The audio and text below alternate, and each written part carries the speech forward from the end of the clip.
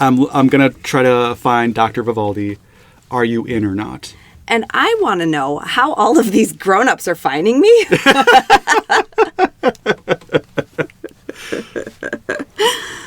You are basically there to like enable bad choices for adults.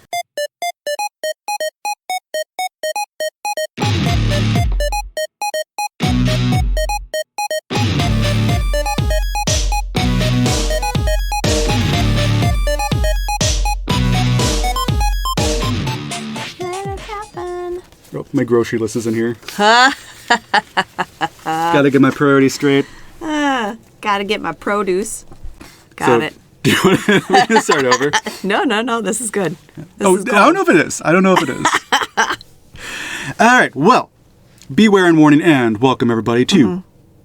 Yeah, you agree. You agree that everyone should be warned. Welcomed and warned. So this is a podcast all about the Choose Your Own Adventure book. So my name is Peter. I'm a librarian.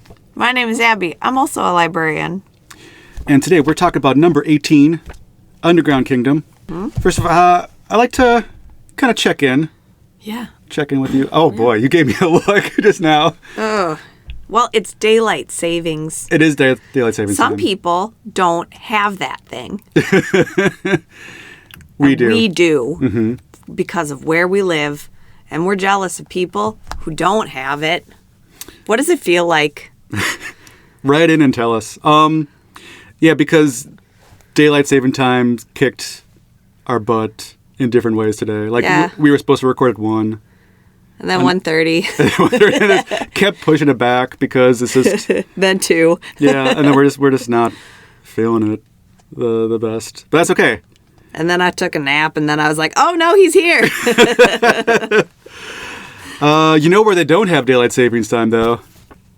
In an underground kingdom. Well, they probably don't have a moon there either. Well, they have a sun. They do. They have a black hole sun. But won't you come? But they couldn't have a moon there because the black hole sun can't set. No, it can't. So it's just always daytime. Right. Well, we'll get into it. There's a lot going on. It does. Scientifically, there's a lot I want to talk about with this book. Like, does it wash the rain away? Black hole sun. How could it rain? There's no atmosphere. Fair enough. How could a black hole sun wash away the rain? Like a sun couldn't do that physically. No, it could. Out comes the sun and dries up all the rain. Yeah. Itsy Bitsy Spider told us that. Right. We learned that in that song. But a sun can't do that. Do you think it's a shared universe? Black hole sun and Itsy Bitsy Spider share this? It's a shared universe?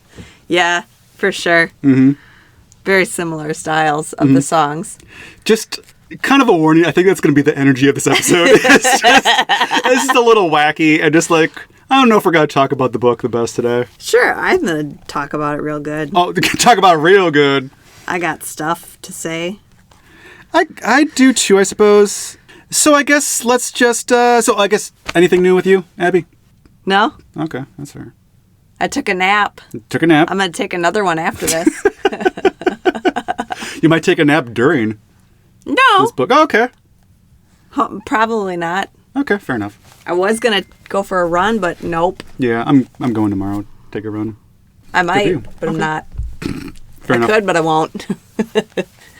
So, Underground Kingdom, let's get into it with our patented segment. Let's get under it. Let's get through it. Let's get through it. Can't go over it. No. You know that you're in a podcast with 2 children's librarian people. I was thinking more like let's go through it, as in like let's just get it over with more. Oh, okay. I was doing bear hunt. I understand, yes, okay. But let's get to our patented segment. Choose your own summary. So, Amy, you are going to. Do we actually have like a trademark on it? We should throw one on it. If we've learned anything from Edward Packard, it's that we need to trademark this stuff. I mean, maybe a little bit. Yeah. Abby, you are going to summarize this book in 60 seconds or less. Okay. But you are going to choose how you want to do it. Okay. So I'm going to give you 2 options. Option 1. Got it. Is, so this book is Underground Kingdom. And so you kind of, the book is all about getting down into the center of the earth Mm-hmm. So what you're going to do for your 60-second summary is you're going to start up really here, high up here. Oh, yeah. And you're going to go all the way down. Yeah, I like that already. Okay. Option 2 is this book is a little bit like a maze, kind of. So I'm going to give you a maze to solve while you're doing your recap. I'm really bad at doing two things at once. Yes. I don't want to choose. I want to do them both. They're fun. You got to choose. I know. They both are fun, though. Gosh. Okay, I'll do the high voice, low voice. Okay, sure. I'm sure I'll recycle like these anyway, Yeah, the ones you don't do. Okay. I have to try to remember what happens. That's the... I mean, I just read it, but... Okay. Okay. So, 60 seconds starts now. Okay. I'm a child. So, are you doing high voice? Thank you. And I'm on a scientific exploration with two people, a geologist and a science guy, and we're going on a regular trip to Greenland or Iceland or something, and we're going on this trip there, and we found a bottomless crevasse because our friend Dr. Nera Vivaldi found the crevasse, and she told us something, and then her thing went out, and it's a bottomless crevasse that goes into the underground kingdom in the world, maybe, and we have to go there and try to find her, maybe, and then we're gonna try to find the world, and we're gonna go down into the bottomless crevasse, and you get sucked inside. Sometimes there's weird little things inside of the... 15 seconds. Sometimes there's weird little birds inside of the world, and sometimes there's little hairy men in the world, and sometimes there's other things in the world, and sometimes they eat you, sometimes they kill you, sometimes there's a war, sometimes there's war in the world, and there's a black hole sun. I love the end of that. Sometimes there's war in the world.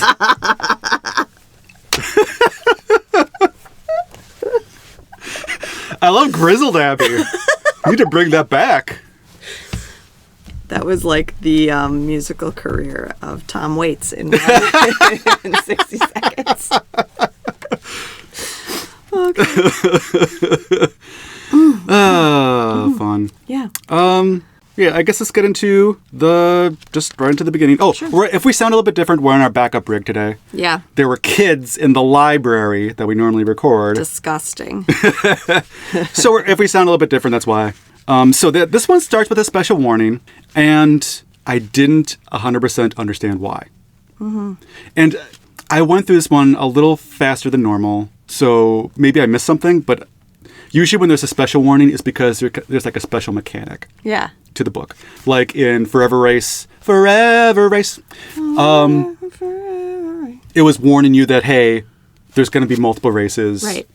Or in inside UFO 5440, it was warning you that, hey, you can't get to like the true ending unless you cheat, yeah. So there was a special warning for this one too. I didn't really understand why. So let's read through that really quick. So the Underground Kingdom is not easy to reach. Many readers never get there. Others never return. Before starting out your journey, you may want to read Professor Bruckner's theory, which is set forth on the pages that follow. Professor Bruckner is a rather boring writer, and I wouldn't suggest that you bother to read his theory, except that if you ever get to the United Kingdom, if you ever get to the United Kingdom, if you ever get to the Underground Kingdom, it might save your life. Good luck. And so, yeah, then we get to Professor Bruckner's theory. It's about 2 pages. It is boring. I felt it was one of those things where, like, your eyes kind of glaze over and then you realize you've read, like, 2 paragraphs without really reading them, you know? And you got to go back. Right. Kind of like, yeah, like a scientific theory. Yeah. Like, he tried to, like, duplicate, like, a academic style. Yeah, he really mumbo-jumbo scienced it. Mm-hmm. And then there's a map that helps about the center of the Earth actually looks like. Yeah, what the black hole sun situation is. What in the black hole sun is this? So yeah, basically... Greenland really that close to New York City? New York City? Apparently, according to this map. So basically, what it boils down to is that the Earth is a donut. The Earth is a donut. And yeah, the core is hollowed out. There's a black hole sun, literally a black hole sun, inside the center of the Earth. Which is, yeah, a black hole has, like, crashed into the Earth and then, like, absorbed it, the Earth resorbed it. Right. Mm-hmm. And it kind of, like, It doesn't generate heat, it absorbs heat. That's what allows life to Yes. flourish inside of the earth. Right, so you don't bake Yeah. and get all steamy. Yeah.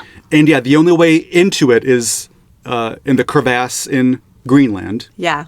Which, bravo for Edward Packard, again, using the word crevasse, because we have just been living for the crevasse usage in all of these It's a books. plethora of crevasses. Yeah. So yeah, let's just get right into that first page. So you were standing on the Tone Glacier in northern Greenland, staring down into the black void of the crevasse.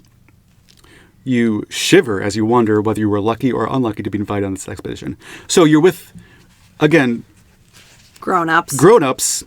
It's Gunnar Larson of the National Research Institute and Dr. Charles Sneed. Ooh, his name is Charles? Dr. James Sneed. Yeah, okay. I was Sorry. like, is yours different than mine? Okay. I just... talking is hard. Talking is hard on this day. And so Sneed is a geologist. You know that the only way into the underground kingdom is through here, and you're also trying to find your old friend, Dr. Nera Vivaldi. Our buddy. Our pal. So it was just a year ago that your old friend, Dr. Nera Vivaldi, radioed from this spot that she had reached the bottomless crevasse. A few moments later, her radio went dead. She was never seen again. Mm-hmm.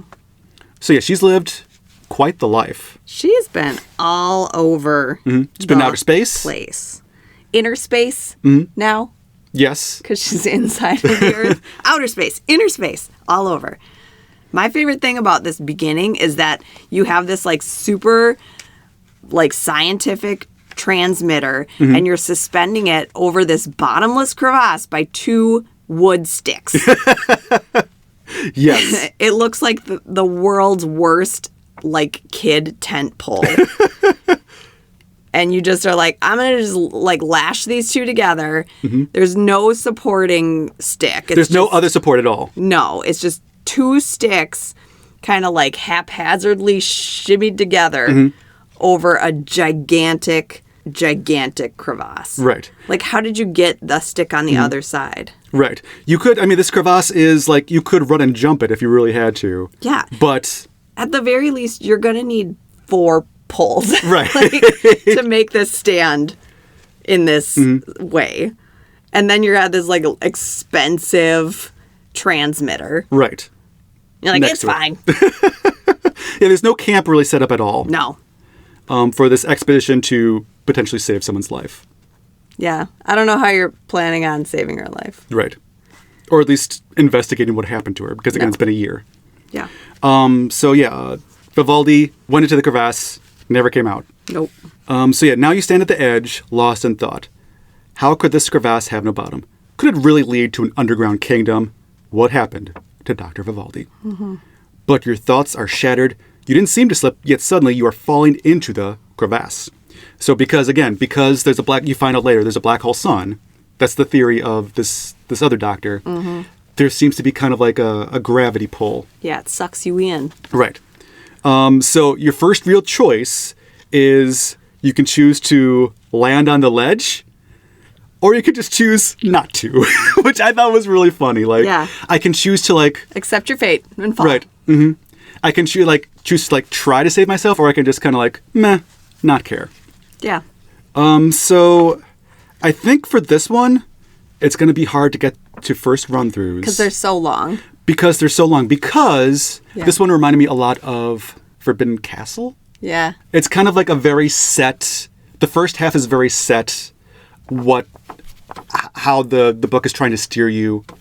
So it's either you make the right choice or you kind of make the wrong choice and the book just ends. Yeah. It's either you're going to make the choice and end up in that underground kingdom somehow, or you're going to make the wrong choice and die, or not die, but get out of there and Right. go home. So yeah, there's for that first half, there's definitely like a right choice you have to make or a wrong choice, quote unquote wrong choice that automatically ends the book. So yeah, that first half is kind of, it's almost set up basically for the second half of the book. Yeah. So I guess let's just get to, maybe try to get through a first run through. So did you land on the ledge or did you not? Well, what I noticed is that the land on the ledge or not land on the ledge is kind of wonky, because if you go to try to land on the ledge, like mine says, try to land on the ledge, go to page 3, and then it's like, your consciousness slips away as you fall faster down, down, down. And it's like, I wanted to land on the ledge. Right. So then it's like, okay, well, I guess I'm falling instead of landing on the ledge. Right. So the first two choices are kind of like the wrong numbers, or the numbers are transposed. Oh, I suppose you're right. Yeah. So I guess I didn't see it that way. Yeah, but I think you're right. But yeah, because if not, if you don't want to land on the ledge, you turn to page 5. And that's the one where it's like, oh, your whole body's racked with pain because you just crashed on the ledge. Yeah, so that's a misnumbering. I guess I didn't put that together. Oh. What a new things. But if you decide to land on the ledge, Yes. you get to be a bad person. Yes. So I did that too. So, yeah, you land on the ledge. You're in a lot of pain, and you cry out help. And then Larson and Sneed, was it? They're like, "Hey, what should we do?" They're like, we're going to come get you, buddy. Right. So you can warn them because, like, hey, you didn't necessarily like choose to go in. You kind of fell in through gravity. Yeah, you didn't slip, and you know that. Right. And you're like, if they get close, they're going to fall. Right. So you can be like, no, no, no, no, no. Don't get close. You'll fall in too. Right. Or you could be like, yeah, hurry. Get over here. So what did you do? Well, I didn't do that one first. Because Oh, okay. I just kept going when it told me that I should land on the ledge. I was like, oh, I guess I'm falling. So that was basically my first run through, is that I said to please hurry. Because I'm a baby. I would help. Okay, hurry then. So I told them to hurry. Even though you kind of know what's going to happen. Yeah, and they fall past you. Well, so a moment later, you see Dr. Sneed's reassuring face on one side of the opening above you, and they say, "Don't worry." And then they're like, "Hey, what's that?" And they're kind of like cut off mid-sentence because they start plummeting. But they don't catch the ledge like you did, and they just plummet forever. And you're like, oops, I basically killed these people. Whoops-a-doops. My bad. And so it just says, they're both gone, and now you are alone, trapped on a narrow, icy ledge. Yeah. If only you had warned them, you would have saved them, and probably yourself too. So that was my first choice I made. My bad. Sorry. And so basically from there, like, you can try to, like, crawl your way out. And basically, like I said, like, there's like option A is you keep going down, down, down into the underground kingdom, or if you keep choosing like the choice B, it will automatically spit you out. Yeah, it's just the end. So I made it out of the crevasse, but yeah, if you make it out of the crevasse, then too, it's like it's freezing cold and you're all by yourself. You're a kid alone in this vast wasteland on a glacier. Yeah. What do? Do you huddle in your parka or stomp around and walk and try to not die from hypothermia? Right. So yeah, I mean, if you do not die from hypothermia, then it's like, hey, we found you and you're fine at a hospital. But then months later, because what happens to me is I had a similar kind of thing where it's like, okay, I plunge, I go down into the... And so you choose not to get the ledge, basically. Yeah, I don't hit the ledge. I go all the way down and I land in this weird cat. Land in this weird cat. Land in this weird area. There's all these, like, hills and a red glow and stuff. And there's a bird, and it's like, oh, it's this big bird, an odd creature with blue-green eyes and intense vision, and it's angelic looking. But then you look at the drawings, and no offense to Anthony Kramer, but this looks like the ugliest penguin. On the cover, it looks pretty, but in the inside drawings, it looks like an ugly penguin. Yeah, the drawings for this one Not great. Yeah, I'd rather have some Paul Granger, to be honest. Yeah. Not cute. So then it's like, are you going to run from it or are you going to hold your ground? I'm afraid of birds, so I'm like, bye. Wait, let's back up. Are you actually afraid of birds? Yeah, they're creepy. Well, I think we should offense. stop the podcast because this is all we're going to talk about now. So you think they're creepy? Yes. So what do you mean by that, though? Their eyes, they have eyes. just have like these creepy weird eyes. Sure. I think that their beaks are really weird. They've got talons. Yeah, though they're basically like little dinosaurs. Yeah, exactly. Okay. I don't trust that thing in my house. I don't trust them outside. They poop on people. They poop while they're flying. Yeah. That's weird. Right? Ugh. Have you ever had like a bad experience with a bird? No. Oh. I just think they're really creepy. Okay. Chickens, really gross to me. Geese are scary. Oh, geese are scary. Geese are terrifying. What about like a crane, like a flamingo? No. Oh, not okay. interested. What about a penguin? They all smell gross. They just, yeah, that's fair. You ever been to like the aviary at the zoo? Yeah. Woof. It stinks. The penguin in Batman. Really, Bad guy? Really, really scared me as a child. Oh, okay. Do you Really- think that's what it is then? Maybe. Oh, I was okay. really freaked out. Oh, sorry. I didn't mean to laugh. I thought you were being silly. No, I mean, it is silly Okay. because he's Danny DeVito. He is Danny DeVito, So, yes. and Danny DeVito is a national treasure. Yes. But he was really creepy as the penguin. Mm-hmm. Blue jays, don't like them. You like blue jays? No, they're Oh. evil. They eat other birds. They attack them. I've seen it happen. They're bad. Yeah, we have like a really nice, like, we have several bird feeders, and so. Yeah, that's Like, we like how woodpeckers. Like, what about a woodpecker? No, they ruin my wood on my house. That's fair, too. All Yeah, right. I don't like it. We have a lot of birds of prey that live in our yard, and that's why I don't have any bird feeders, because the birds of prey that live in my yard just like come and attack the birds on my bird feeder. So I had to get rid of my bird feeder. Oh, okay. I respect birds, but I don't want any part of that. Birds are the bears of the sky. If you leave them alone, they'll leave you alone. Yeah. There's like apex predators that I'm like, I respect your game, but I don't want to play it. You know? Sharks, wow, very cool, not interested. Birds, very fascinating stuff, but you're creepy. Don't like you. All right, well. Segue. But anyway, I'm going to run from this freaky bird. So I run from the freaky bird. And when I run from the freaky bird, then I get swooped back up into the crevasse.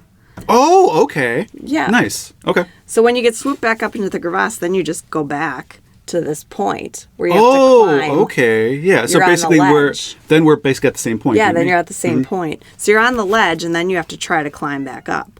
And then you get there, and it's like, okay, you climb out, you stomp around, you live, then you go back home, and this Dr. Professor Bruckner guy finds you. Right. So basically that whole first half is basically like almost like a prequel to the actual story. Yeah.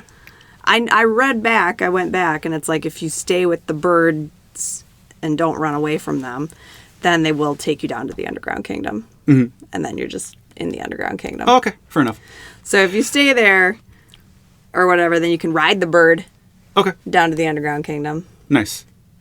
But most you shuddered. Yeah, that does sound kind I of don't want to gross. ride a bird. I would ride a horse. Horses don't fly. Well, a Pegasus does. Yeah, I though. would ride a Pegasus. That's it. Okay, fair enough. Maybe a dragon. Ooh, that'd be fun. Yep.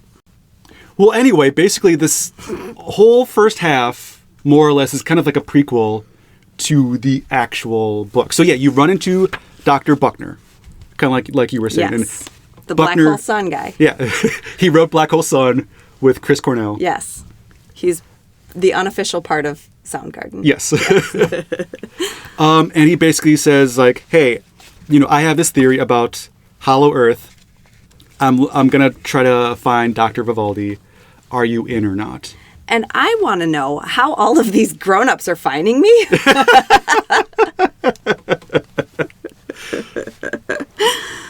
You are basically there to like enable bad choices for adults. Right? Like, this is pre-internet. How are they tracking me down? Well, that's true too. Yeah, Just because I know Nira Vivaldi, they're like, hey, this kid's irresponsible. hey man, you want to come along and be the one who makes the choice so that I can pawn it off on somebody if it goes wrong? So yeah, basically, if you don't go with Buckner, the book automatically ends. But if you do go with Buckner, you basically go in like a reverse rocket. Yeah, a verticraft, which in the Godzilla vs. Kong movie. You were talking about this, yes. Yes. So when I was reading this with my son, he's super into Godzilla. He was like, "Oh my God, Hollow Earth! This is just like Godzilla vs. Kong." And I was like, "Yes, it totally is," because there's Hollow Earth in those. You know, like the Godzilla or Kong's from Hollow Earth, and that's like what comes up into his like area. And the way that they get to Hollow Earth is by using, I think it's pronounced heave. Hollow Earth Anti-Gravity Vehicle is what it's called. HEAV. Yes. But in here it's called Verticraft. Yes. But obviously Godzilla vs. Kong came out just a couple of years ago. And this book came out what year? 83. 83. So I have some questions. Well, sure, but also it's pretty clear that Edward Packard kind of was obviously really inspired by Journey to the Center of the Earth. Yeah, obviously, yeah. But yeah, it was just like, whoa, this is so cool. This, like, even like all of the like craft terminology was very similar to like what was happening in there and stuff. So Professor Bruckner is like, hey, we've been messing up because we don't have this vertical aircraft thing.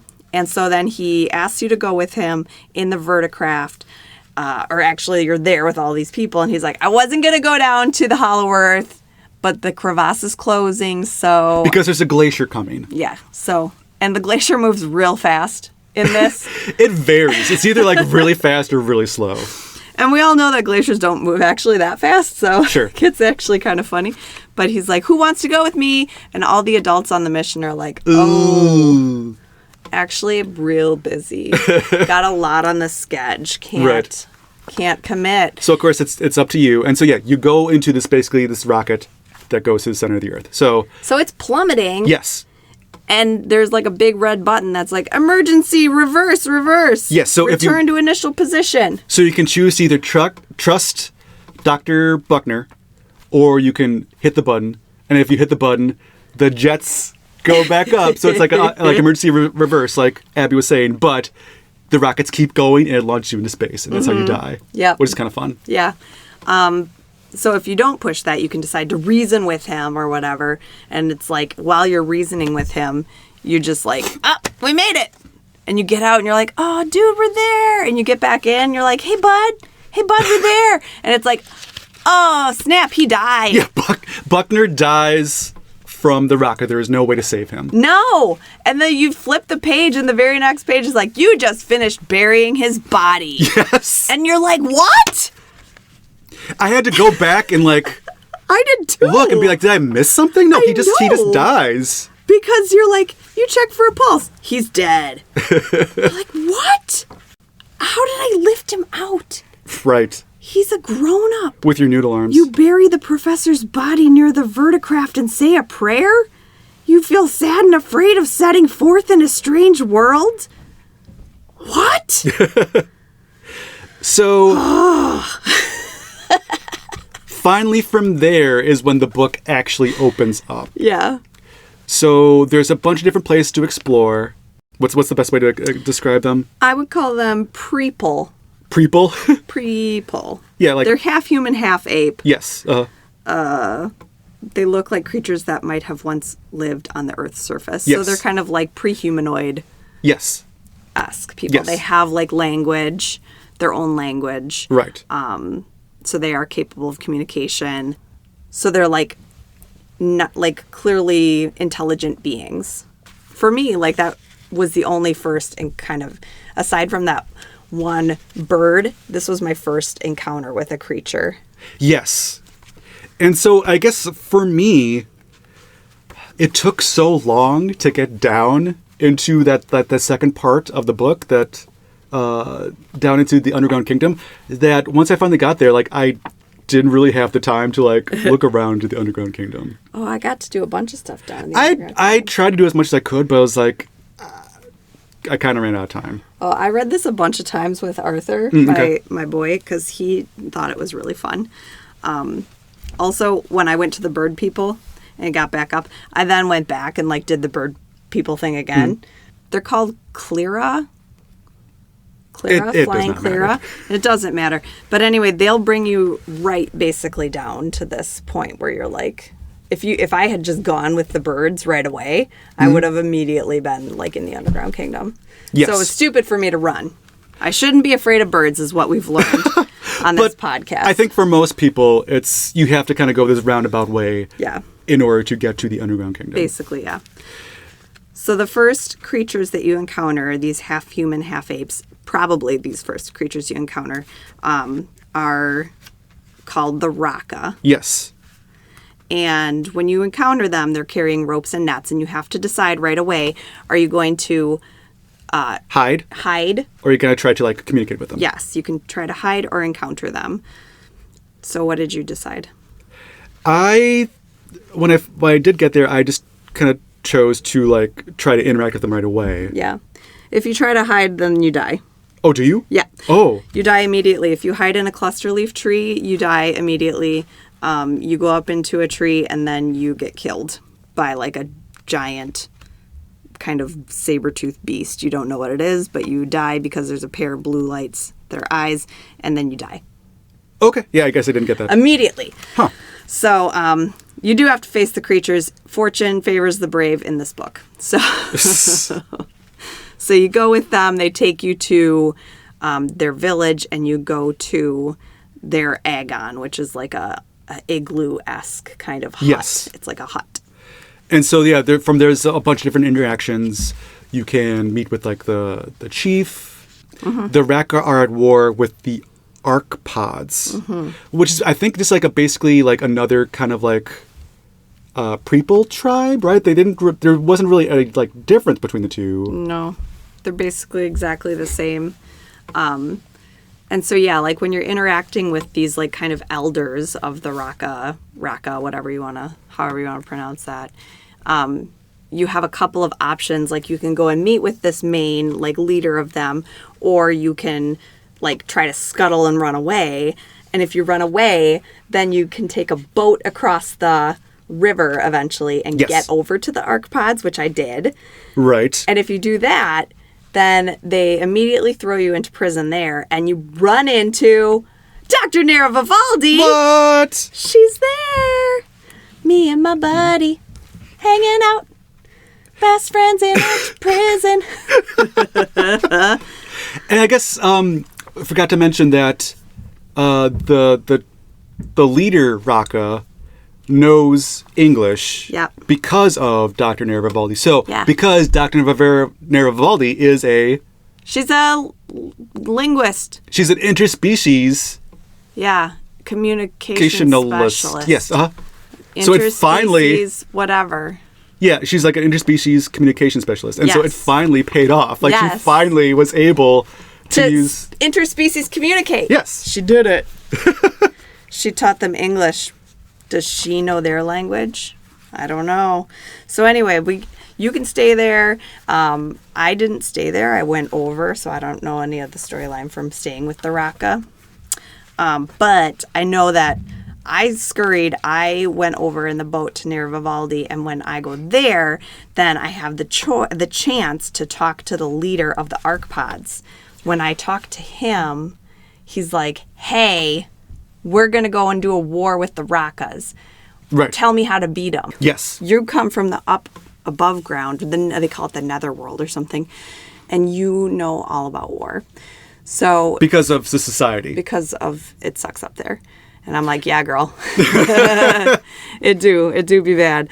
And then they're like, he's like, tell me how to win, and I'll let you and Nera go, and you can live. Mm-hmm. And I'm like, I don't want to tell him how to win. War is terrible. Right. So that's clearly like the choice that Edward Packard wants you to make, because there's a similar thing kind of storyline with, if you kind of side with the Raka, you are kind of in boats with them, like war boats, like, and you're going off to war with the archopods. Yeah.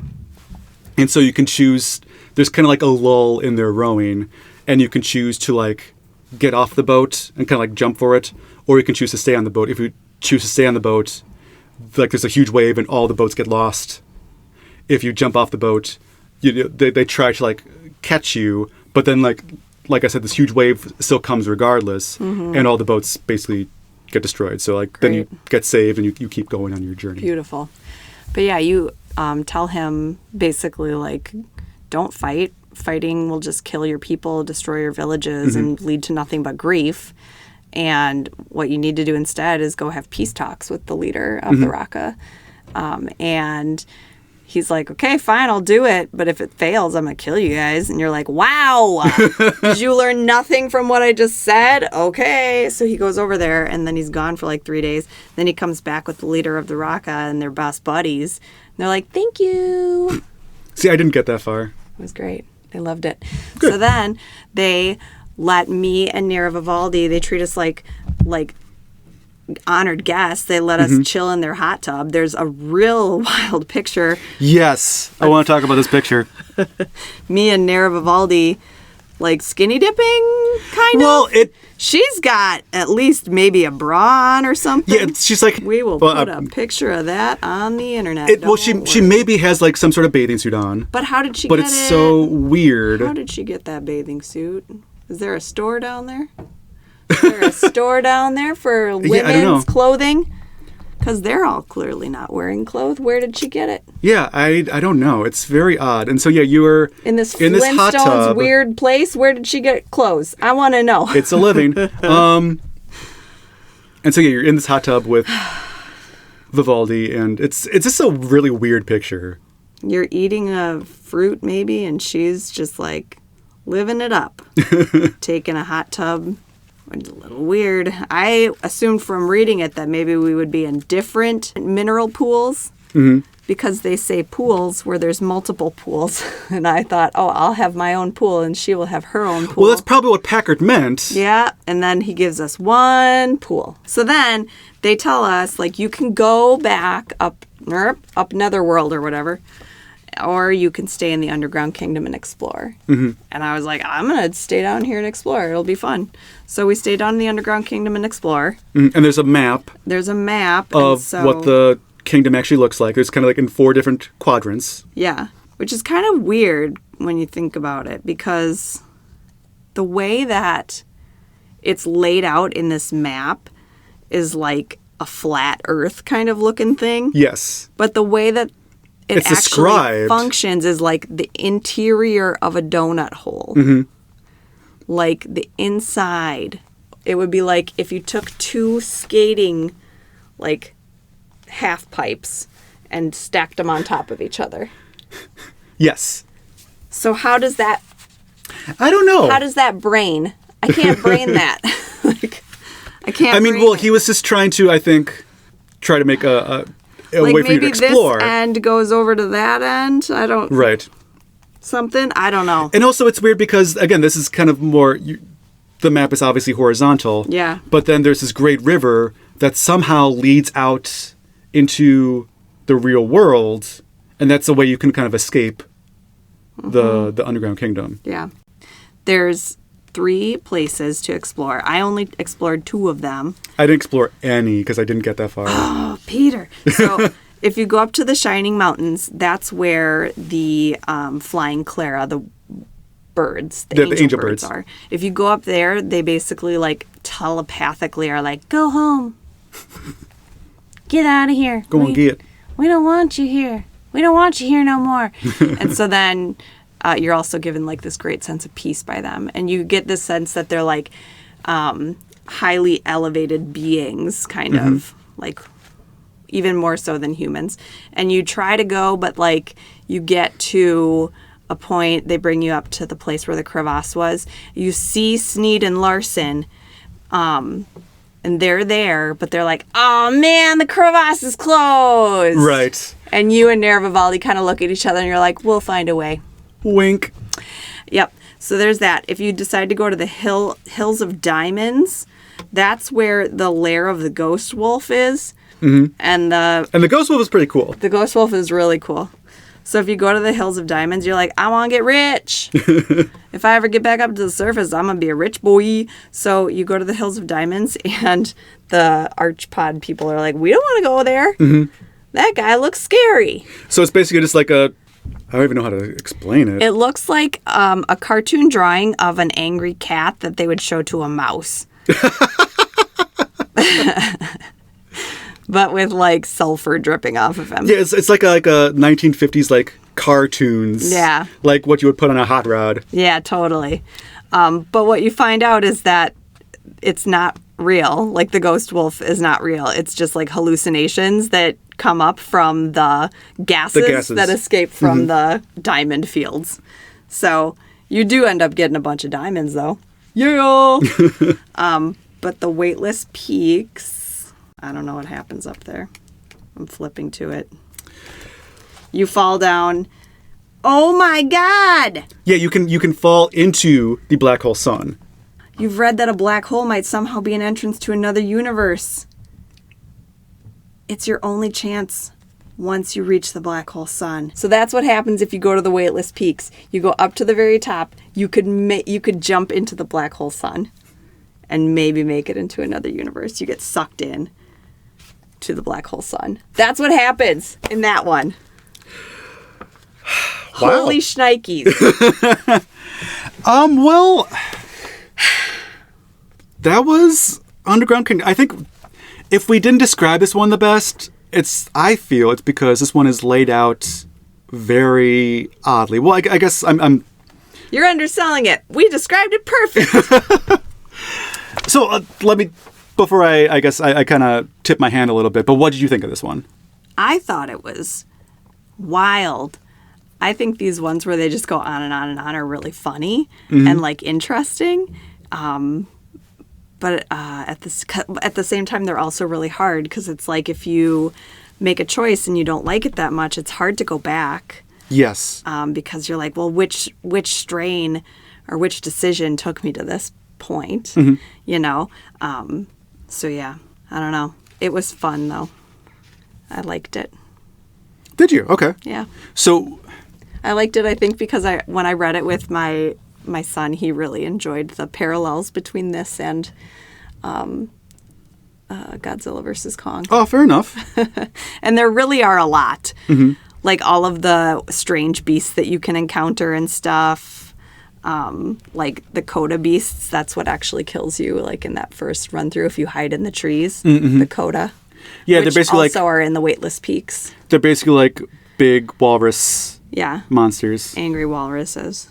I'm glad you liked it. I didn't necessarily like this one. I thought this was maybe the weakest Packard. And there's less endings. You know, there's 21, which is a lot less than usual. I feel like if you would have taken the author off of this, like I still feel like it feels like a Packard, but it almost feels like a Montgomery. In some of the descriptions, in some of the sci-fi-ness. In the sci-fi-ness for sure, but like he never gave me like a flippant description of a death, you know? I kind of disagree. Really? Because like some of the deaths seemed a little bit like ambiguous, and like because there's like one where like you are like paddling trying to in the water trying to like escape, but like the current is too strong, and you're like, and the ending's like, but you're no quitter, and so like, but it's alluding that you're gonna die, but you know that you're gonna basically give it your all. So that kind of felt like a little bit of a Montgomery. So it still felt like a Packard, but it didn't feel as strong. And I didn't understand really the mechanic of what he was trying to go for. Again, I didn't really... Yeah, that extra little thing at the beginning. Right. I'm not sure. I think it was cool just like to have that little like extra science-y bit to it. Right. Like the science of a black hole for a kid. That made it make sense. So it helps build the world of like, why is there a black hole? Like, how could people actually live in the center of the Earth? It kind of helps flesh that out a little bit. But if there is like a actual game mechanic to this, I couldn't really figure out why. Yeah, no, it didn't have any kind of like game usefulness. Right. Other than the fact that, hey, if you touch the black hole sun, it's game over. Yeah. So maybe that's what he was trying to say. That again, there's this gravity, and the gravity's stronger the more you get into the actual black hole. Right. But that's only like one specific ending. Yeah, that one very, very specific ending. So if there was an actual reason for it, I couldn't really figure out why. Yeah. And usually when he puts in mechanics like this, they usually work out like the map in Survival at Sea. Like you go back to it all the time. And so I always like that he plays with the format and just tries different things. But I don't know if this really paid off because I didn't really understand why it was there. We really didn't have to refer back to it at any point. Also, I also felt it was way too hard to get into the second half of the book. It was hard to, depending on your choice, yeah. I would put this probably at the bottom of the Packards. But it looks like you had a different opinion, and that's... I had a fun time with it. Good, I'm glad. So yeah, that was Underground Kingdom. I think we're mixed on this one. Mm-hmm. That's fine. That's why you do a book club. We don't have to agree on everything. Exactly. Thanks for choosing us today, everybody.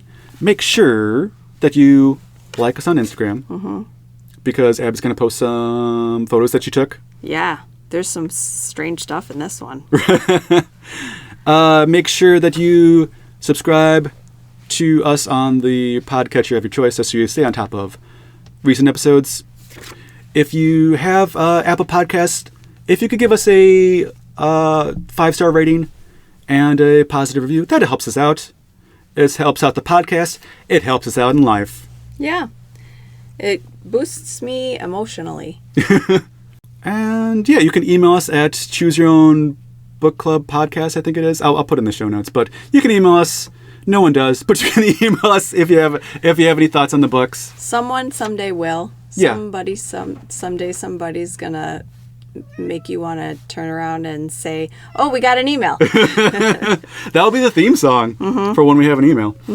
So yeah, thanks for choosing us today, everybody. Our next book is going to be number 19, Secret of the Pyramids by Richard Brightfield. What? New author alert! Because yeah, we're getting into 83 when these books really start taking off. And, Bantam is like, hey, we need to start cranking these out a little bit more. Yeah. So they bring in more authors. Yeah. To start pumping them out Start faster. pumping out a little bit better. Start pumping out the jam. And I remember Richard Brightfield from our... like I said originally, like we did these as a YouTube series. I remember Richard Brightfield from Dragon's Den. Do you remember that one? Dragon's Den is good. And when I say good, I mean whoa. It's crazy. I can't wait to talk about that one again. Whoa. But yeah, I like Richard Brightfield, so I'm excited to see what his first one is. I know. Because I haven't touched this one yet, Secret of the Pyramids. So yeah, that'll be our next episode. Make sure that you listen to it if you want to. I'm not going to make Listen you. to that or don't. You're a grown-up, maybe. Maybe you're not. Maybe you're a kid. In which case, brush your teeth. Just good advice. And but also good advice if you're an adult. Yeah, and brush your teeth plus, regardless. Make sure you clean your room. Again, this is just good advice for everybody. What's good kid advice that I have? Make sure you... don't talk to strangers in vans who offer you beer. And their name is Ian. If you're in a forever race, if you find yourself in a forever race, if you find yourself by a crevasse in Greenland. Well, I think we did the best we could in life and with this book. So my name's Peter. I'm a librarian. My name's Abby. I'm also a librarian. This has been Choose Your Own Book Club. Bye. Oh, boy. Well, see how that one turns out. It'll be fun. Okay. Okay.